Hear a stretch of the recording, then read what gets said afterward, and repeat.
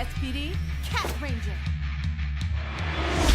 3, 2, 1, fight!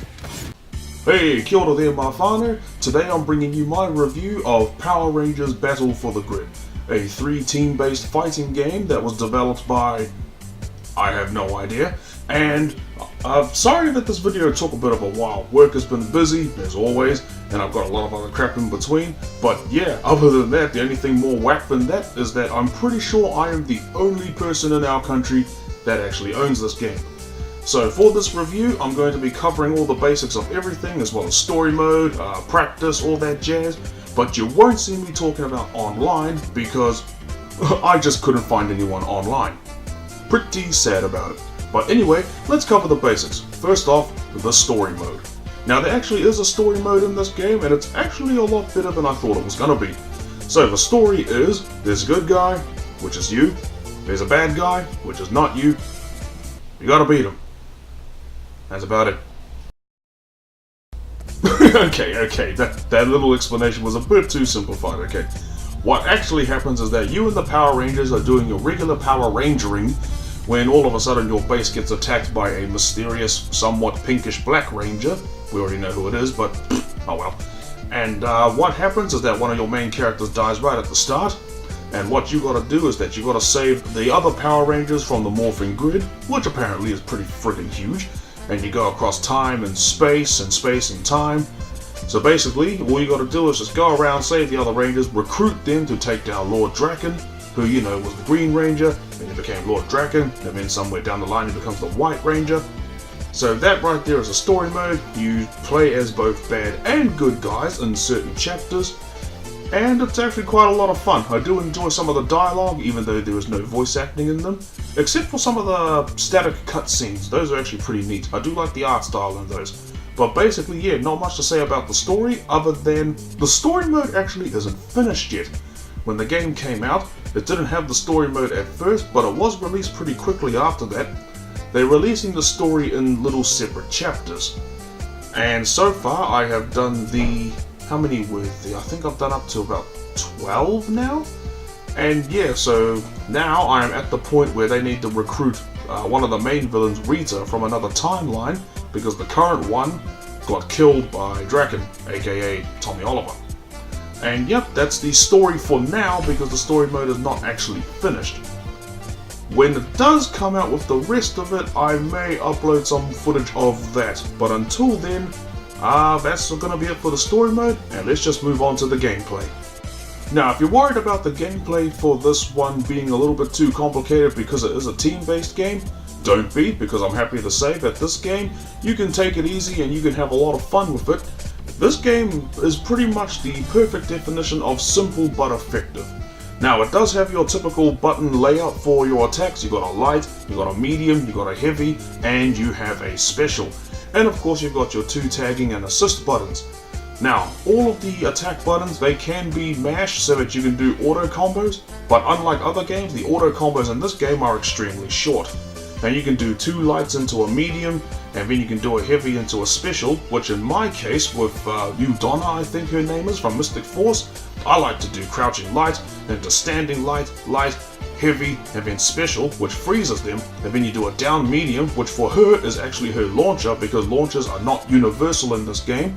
Each character has a different type of launcher, and then I jump, do a quick medium attack, and then push her air special button, which is actually really good because it carries her across the screen, while at the same time she fires ice projectiles down at the other characters.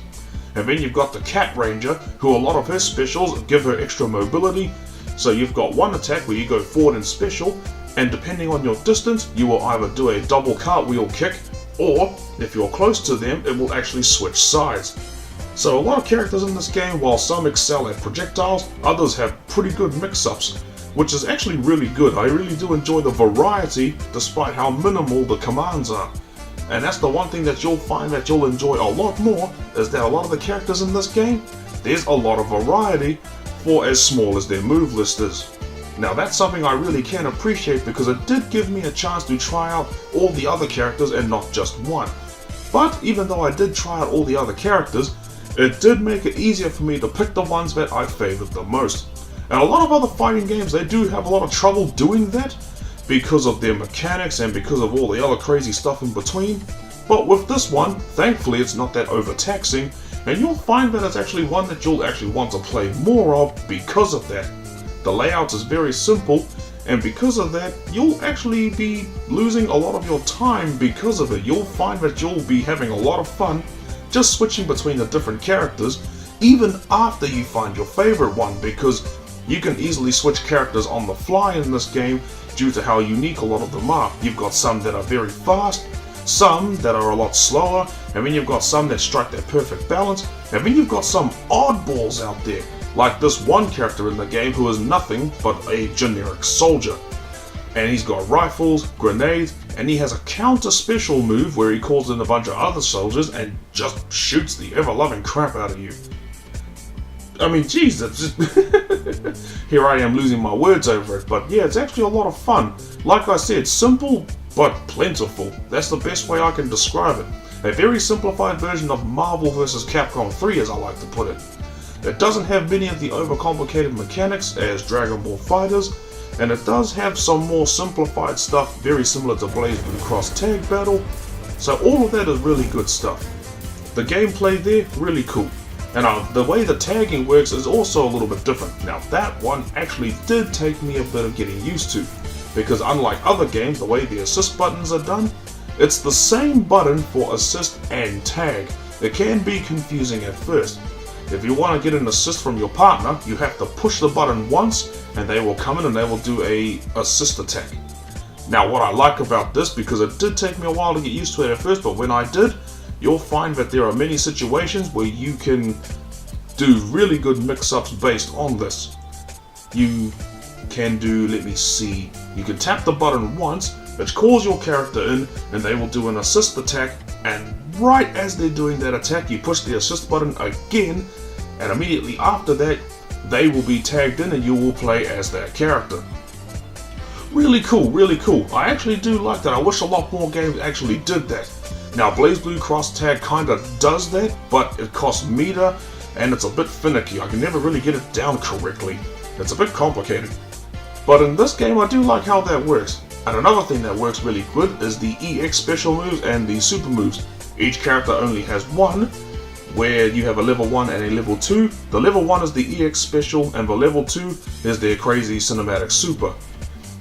And a lot of them are actually tied into what they can do in the shows themselves, and they're actually quite damaging too. I was actually quite surprised with how many kill combos I was able to get with these supers. That's actually really cool.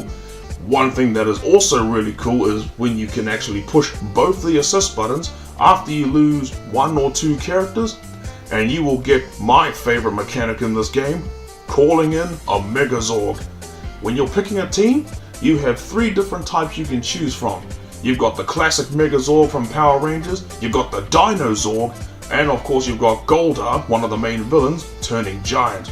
And depending on the attack button that you push, will determine the attack of your Megazord. Pushing the heavy button, which is on the right hand side of your controller, it will actually call in a strike from the right hand side of the screen. Pushing the light attack will sometimes do an attack from the sky, and depending on which Megazord you pick, you will do a triple strike from the sky if you're Goldar, you will do a massive downward strike if you are the Megazord, and if you're the Dino Zorg, this one is my favorite. The tail comes in from across the screen and just drills the ever-loving crap out of you. Oh man, all those little things like that I really love. It's why I keep playing this game. So for the gameplay there, you've got very simple but effective combat. Every single character's supers and the way they're executed are unique despite them having very simple button layouts. And that right there, like I said, it ties back into the experimentation. Despite all of them being somewhat similar on paper, in execution, all of them are completely different, and I bloody love it. It's that reason right there why I play so many fighting games. But now, of course, you already know about me with being that type of person, but I just bloody love it. I never get tired of it. Never get tired of it. So, yep, gameplay is definitely a double thumbs up for me. Love it a lot. Another thing I really love and appreciate about this game is that while I'm not the biggest Power Rangers fan, I do love the attention to all the characters' movements and the little nods and references to the programs they come from. I especially love how the Cat Ranger, after doing certain attacks, will strike different poses, like doing a peace sign towards the camera and doing a little meow, all that stuff. And I also love how some of the other characters, they do these fancy little hand motions. Goldar has a move where after he strikes you, he will actually do a motion where it looks like he's cleaning blood off his sword. Yeah, I love those little attention to the characters like that. I can really appreciate it despite really not knowing much about them. In fact, my little history with Power Rangers is that all I did was I watched one movie when I was a child. I saw a couple of episodes that were played randomly on TV at points. But funny enough, when I was going to high school, one program that I did always seem to watch a lot for some reason after I finished school was actually Power Rangers Samurai. I actually know a bit more about that than any other Power Rangers medium, and I honestly don't know why. I really did enjoy that program when I watched it, and now, going back to that, I actually want to see some Power Rangers Samurai in this game. I can imagine a lot of hardcore Power Rangers fans disagreeing with me on that, but well, let's be perfectly honest, quite a lot of them are not going to watch this video. Ah, bloody heck, I'm a dork.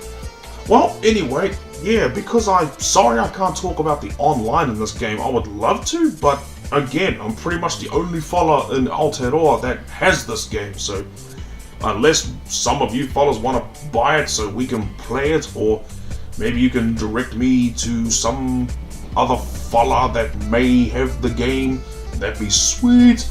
But until then, that's my brief little review of Power Rangers.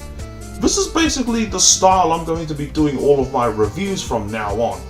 Now, I know in my past videos I did cut them down into different sections, but I've been thinking maybe I should not do that, because little videos like this where I just put my thoughts out there and just focus more on talking about the actual game rather than making the video look impressive, even though I'm making all these on a PS4. I felt that's the more important thing I should focus on. So that's what I'm going to be doing right now from any future reviews. And speaking of a future review, I will be making a review for Mortal Kombat 11. So that's my next video that I'm going to try and be focusing on. I might do some videos in between, and I frequently do upload some little snippets of stuff to Twitter. So feel free to pop on over there if you want to check that out. I'll leave a link in the comments below. And that's basically gonna be me for this video, whānau. This was my brief little review / impressions of Power Rangers Battle for the Grid. I'm definitely gonna be playing more of it because it does have a lot of cool stuff you can do. I don't know what that was. Okay, yeah, long story short, I like this game, I'm gonna keep playing it, and yep, I will see you fellas later. Ka kite.